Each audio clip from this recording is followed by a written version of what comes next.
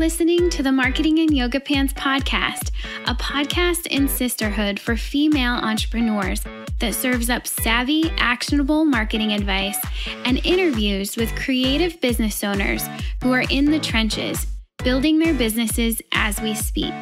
The Marketing in Yoga Pants community is for you, the girl on her couch, in her yoga pants, top knot tight, hunched over her MacBook, trying her hardest to get the word out about her business. So in the name of supporting each other while supporting ourselves, bringing community, sound marketing advice, coffee, chocolate, and wine together for you, yoga pants wearing business owner, in a world where followers mean nothing, but paying customers mean the world, join us on this week's podcast episode and in our private Facebook group where you'll meet your soul sisters and build your business in yoga pants.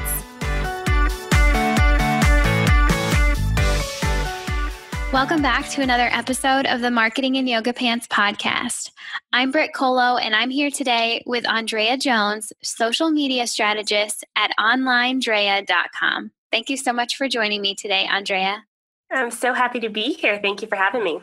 Well, it's my pleasure. Okay, so Andréa showed up in my inbox recently. She's been a listener of the Marketing in Yoga Pants podcast, and she kind of gave me the rundown. Here's the deal, you guys. She wrote a beautiful email to me, and I'm like, I really like you. I want to have you on the podcast. So I'm super pumped to get to chat with her today. I can already tell she's such a friendly, warm, inviting person, and I can't wait to get some insight into her business, her industry, and her marketing strategy, and really just what makes it all tick. So, Andréa, are you ready to jump in? Yes, I'm so ready. All right, let's do this. Okay, so first of all, tell us, how do you earn your living? Oh, I love that question because my living is primarily through done-for-you services, which is a little bit different. A lot of social media strategists or social media managers I run into kind of do the strategy and then hand it off to their clients for them to do. My business is a little different in that I do everything for my clients. Most of my clients don't like social media, or they don't have time for social media, and they just need someone who knows what they're doing to do it for them. Well said. I like that. So you're strategizing and implementing. So once you have Andréa on your team, it's pretty much done. Like it's, hey, Andréa, can you do this for me? And then the answer is yes. And then you do it, right? It's like hands off. Yeah, exactly. Because I don't know about you, but sometimes social media feels like another language, and sometimes it feels like a whole nother job. So, a lot of my clients want me to keep up with all of those updates that happen in the digital space. And so that's what I do. Cool. So what kind of clients are you working with? Is there a trend that you've found so far? Is there kind of a niche you've worked yourself into, or is it right now kind of here and there? Oh, I love that question because I avoided, is it niching or niching? I always say niching, but whatever. Oh, I don't. I'm probably saying it. Yeah, I'm saying it totally wrong. But I avoid niching for years. I mostly just work with people who I connected with, people who are on the same wavelength as me, people who thought they created a business with passion, with energy. And that's usually what I was attracted to. And then they were attracted to me and we worked it out. Recently, though, I have really found a space with podcasters specifically. There's just not a lot of information out there for how to properly market your podcast through social media. And so I saw a trend with some of my podcast clients lately. And so that's really the area that I've been going after most recently is podcasts, and not just the done-for-you services. That's really my bread and butter is done for you, but I also really love teaching. So I do some teaching on the side, some speaking on the side, and really just helping out podcasters figure out exactly what to do on social media because it can be confusing and I don't want them to waste time. I can already hear that. I can hear that you're probably a really great teacher and trainer of something. Well, okay, so take us back. Tell us the story, how you came to do this with your life. What got you here?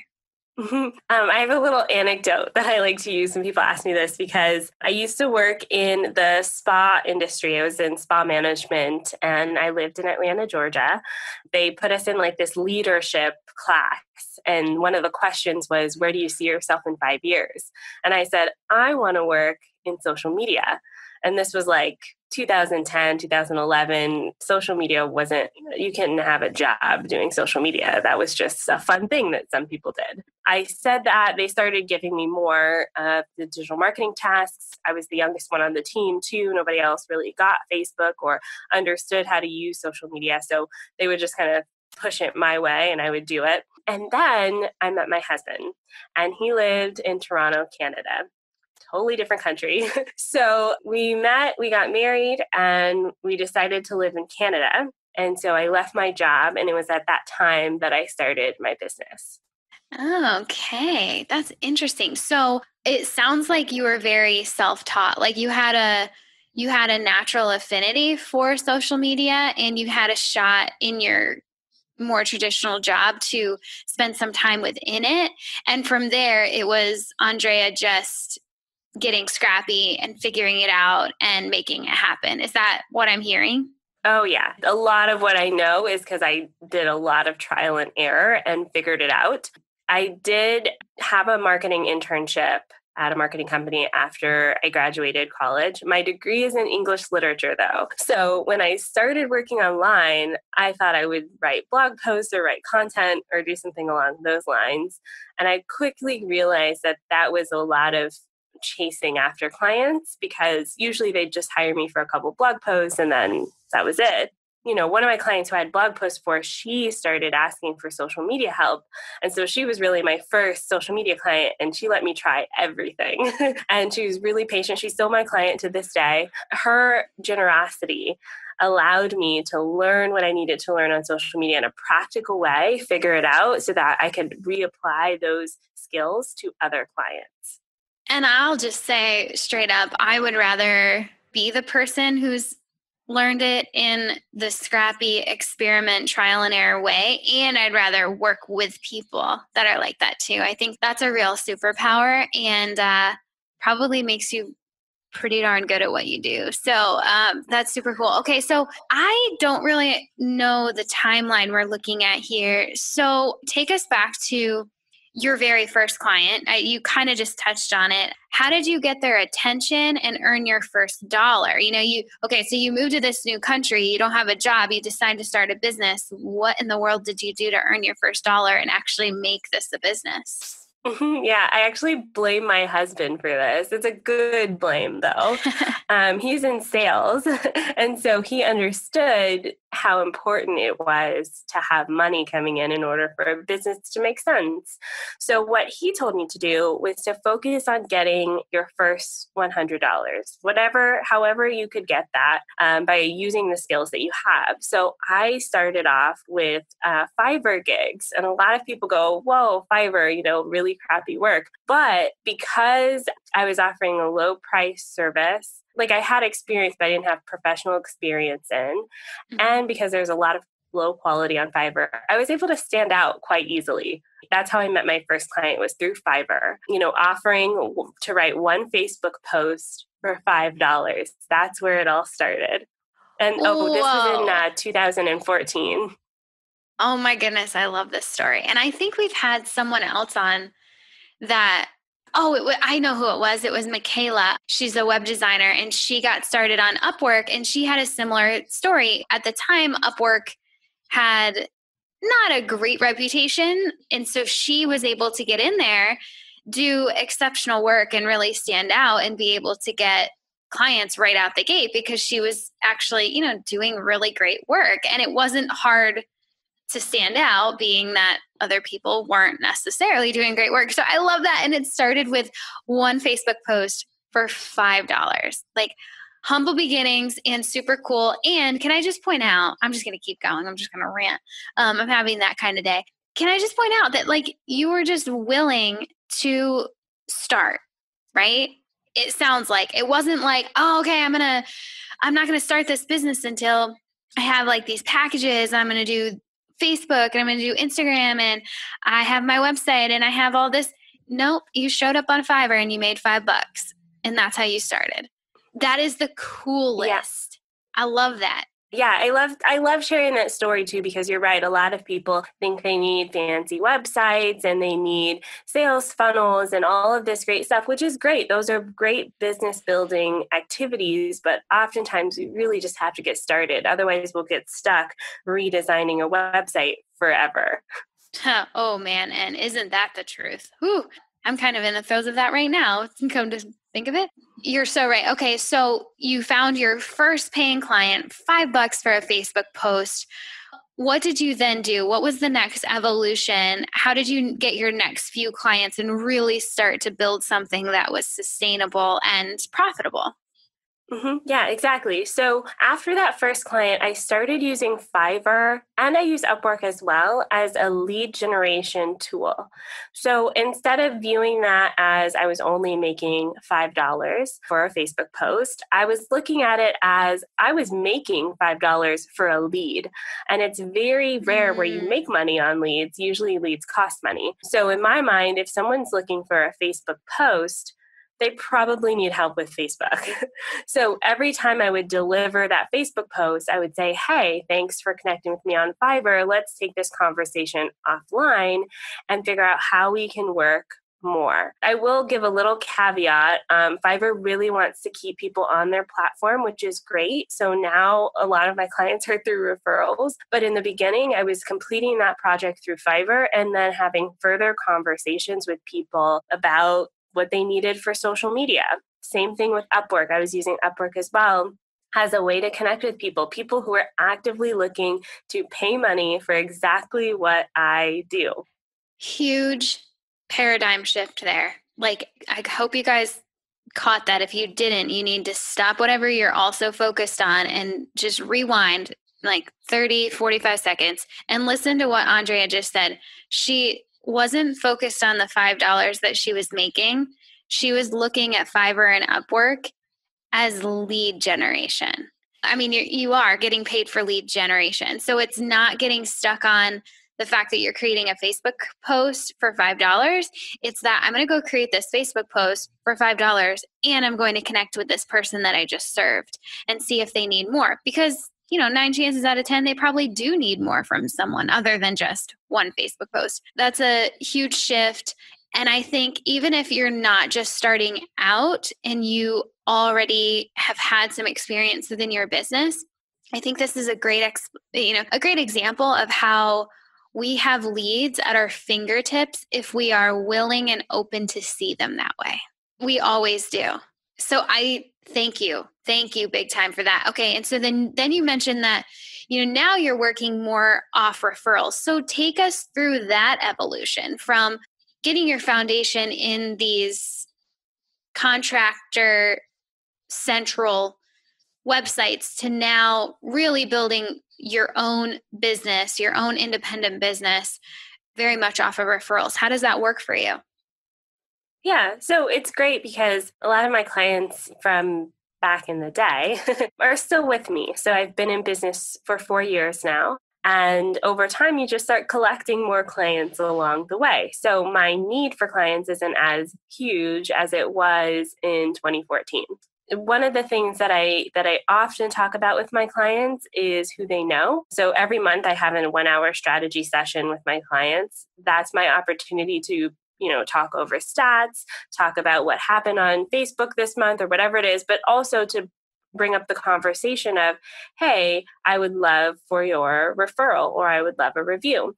And I do offer referral bonuses as well, but that's really just a side portion of what I do. Most of it is I want my clients to refer me if they love the service. And then the referral bonus is just a nice little perk. Girl, you are smart. I just want to highlight. It's like I'm reading your book and I'm just highlighting the cool stuff that I need to share with everyone. So can I highlight something else? Is that you just said that you walk through the results that you've been able to get your client, and on that same call, in that same emotional state of, hey, I'm getting you these results. They're feeling great about that. They see your value and now you ask for a referral. It is like a shoo-in. I think if we're scared of asking for the referral, we might think like, well, I'm just going to send this email, and it's not prefaced with, hey, remember how awesome I am? Not that you're going to say it that way, but the review of the results, it's really smart to put that in the same conversation.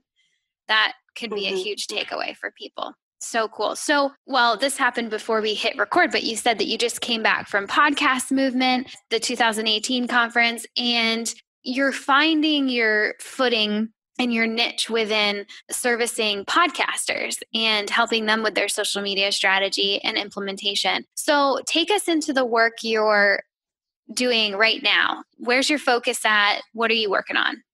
Yeah, I saw a huge need for podcasters. I'm a podcaster myself. You have a podcast. We run into the challenge of when our new episode comes out, we post that on social media, and that's it. And we really should be doing a lot more than that. There's so much more that goes into it, whether it's sharing quotes from that episode, sharing the impact that your podcast has through reviews, reposting old episodes that maybe your new followers haven't listened to yet.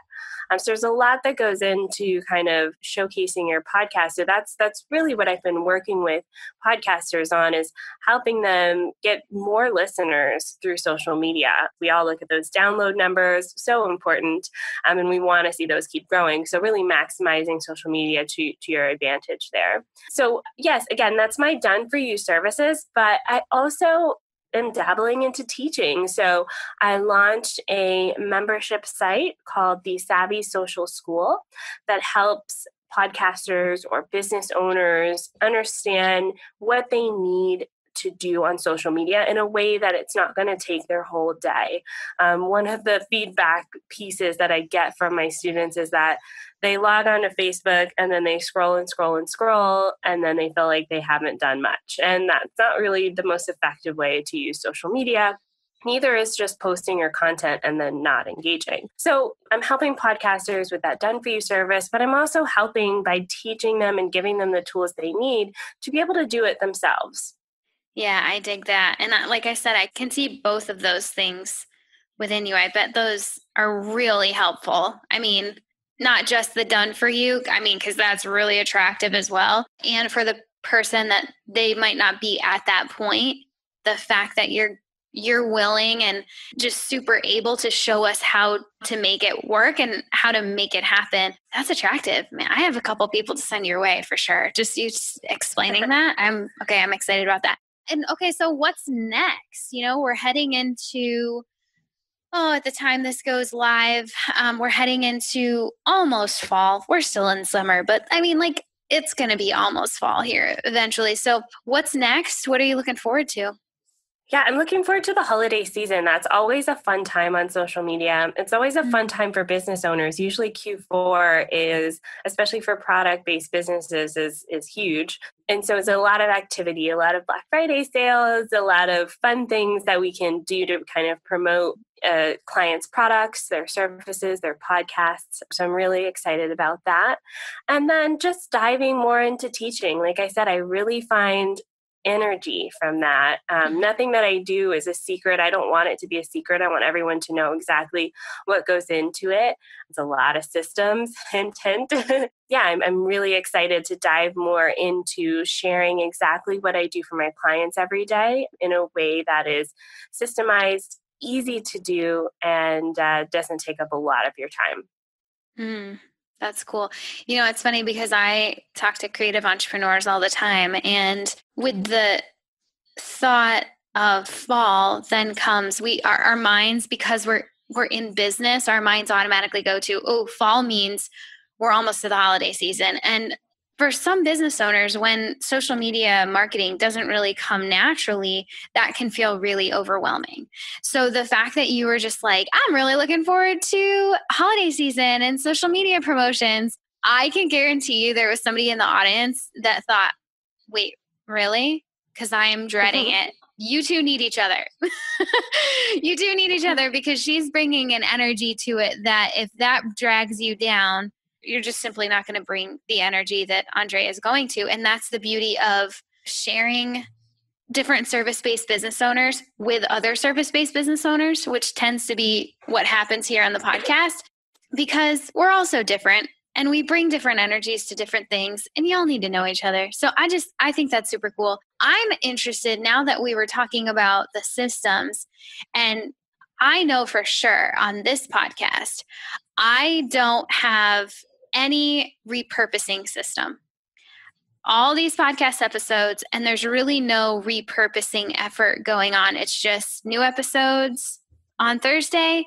Here you go. And if somebody new comes in, and I know that they do, they come in and they start listening, they might go back and binge some episodes. There's no repurposing of content anywhere. It just like lives there, but I don't promote it again.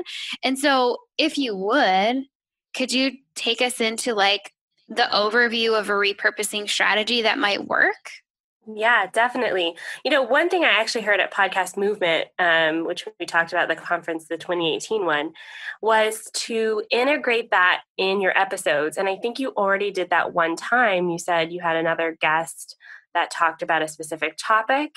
That's an easy way to integrate. Is just be like, head back over to episode number blah, blah, blah to get this information. That's a really good, easy way to kind of point to other episodes. Some of the things that have worked for our clients in the past is, number one, if you're taking a break or if you're in between seasons, make a roundup blog post, maybe like the top 5 episodes about social media or the top 12 episodes about email marketing or whatever specific topics. And then that way you're kind of grouping them together in subjects that may be interesting to your followers.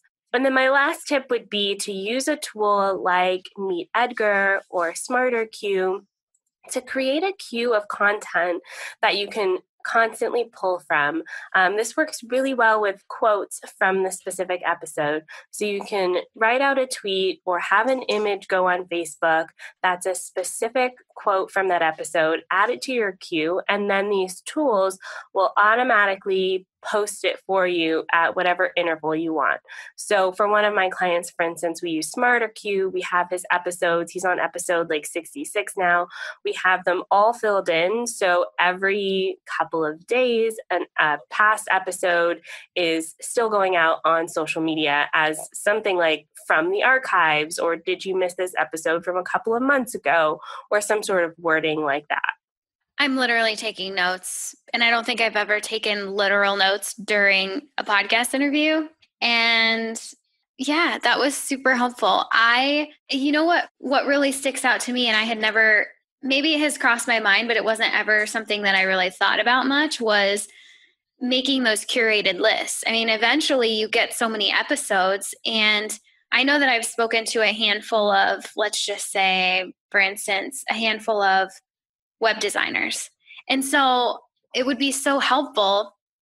I'm just working this out loud, guys. So this is not like a full on idea, but this is what Andrea does. She like gets you to think about this stuff. How cool would it be to have a curated blog post or series of the web designers that I've had on the show, so they can then go in and queue in and just listen to the web designers? Or like, and I know I've talked to a couple social media people and a couple coaches and a couple copywriters, and just to be able to queue into people kind of like them and doing services like them, so they can glean some more focused takeaways from them.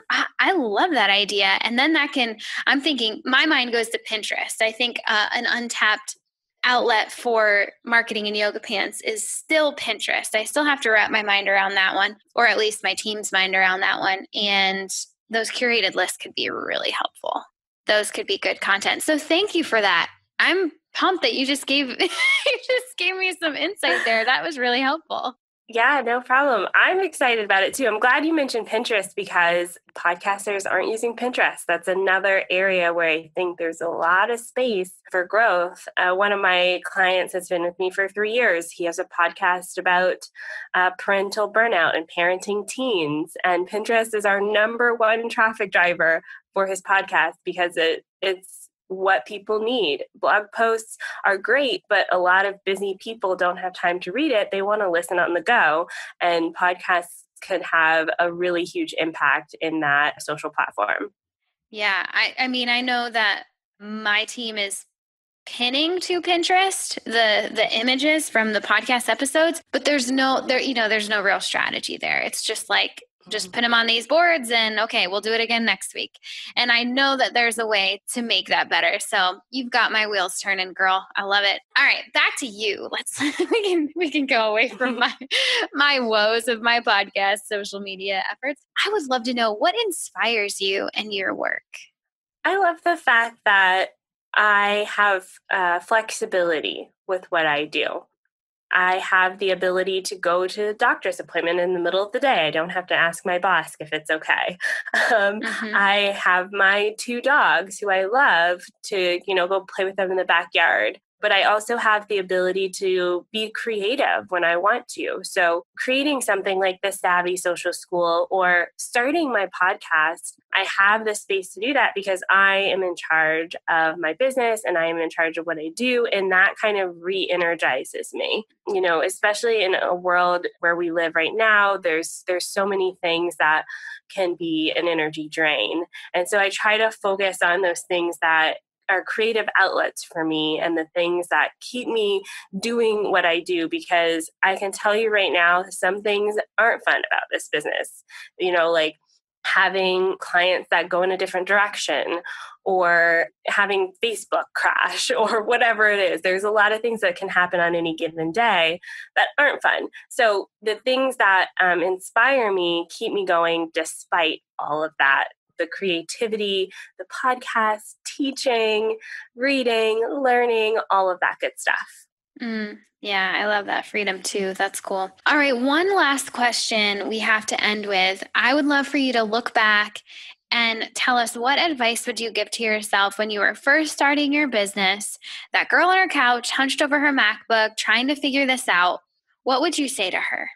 One of the things that I regret is not connecting more. I'm doing great now, but I wish I started 4 years ago. So that's one advice I'd give to myself. That's one piece of advice I'd give to the listeners is make connections, build up your tribe, because you can't do it alone. I want to dig a little bit deeper into that. So you said that you've kind of gotten better at this. So give us a rundown of how you're building your tribe and not feeling like an island out there. What are you doing for that? Yeah. So previously, like I said, I used to do Fiverr gigs. So that's really just a one-to-one transaction. And it's great. I built my business that way, but it kind of feels a little lonely. So some of the things I've been doing is I joined a mastermind group last year. That was super helpful. I've been in mentorship programs as well. Afton Andréa has an amazing program for freelancers. And then connecting with people like you, just sending an email out and saying, hey, I really love what you do, and I'd like to connect with you, and building relationships that way. I think that it's so important in this digital space that we live in. And even if you have a traditional job, to have some people in your circle of influence who can help lift you up, people who inspire you to keep going. And so, yeah, I reach out to people. I join Facebook groups. I network on social media. And then just the traditional emailing someone or picking up the phone and calling them can go a long way. Okay, so now I have a question, and hopefully this will be able to be in the podcast because you've been listening to the podcast, so I imagine you probably know. Do you know your personality type, your Myers-Briggs personality type? Yes, I am an INTP. INTP. Okay. So as I was listening to you, I was just being pretty enamored with how consistently you're showing up in this really friendly way. And so I was trying to figure out okay, what's going on here? Because that's what I do, you guys. I mean, they are not rules. I'm just trying to understand the person better. And that's interesting and totally makes sense. You've got the thinker that can make the strategy. I mean, you're an analyst, so the strategy is your superpower, and you've got the intuition and the perceiver vibe. So you're just so approachable and friendly and thoughtful about what you do. I totally see it. So if you're an INTP, you can go back and just listen to this whole thing over again because everything she just said is probably going to feel good for you. I also, as I was listening, I was also thinking this sounds very much like an INFP as well. And so if you're an INFP, this could be really, really helpful too. I just love all that advice. Andréa, thank you so much for all of that. It was incredible. Before we go, could you please tell the listeners where they can find you online? Yeah, obviously on social media, at OnlineDrea. That's at OnlineDrea. You can come hang out with me on Instagram. I love it. And Twitter and LinkedIn has been like popping lately. So check me out there too. Really? I'm not totally a LinkedIn girl, but I could see it working, especially for you. I love it. Okay.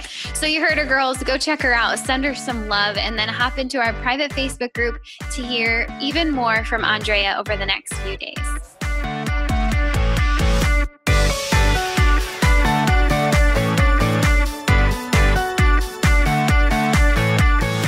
Thanks for joining us on this episode of the Marketing in Yoga Pants podcast.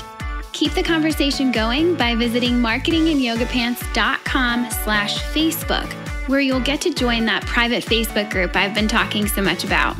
There, you'll get to chat with our podcast guests. Yeah, they're in there too, and all of the other brilliant creative business owners.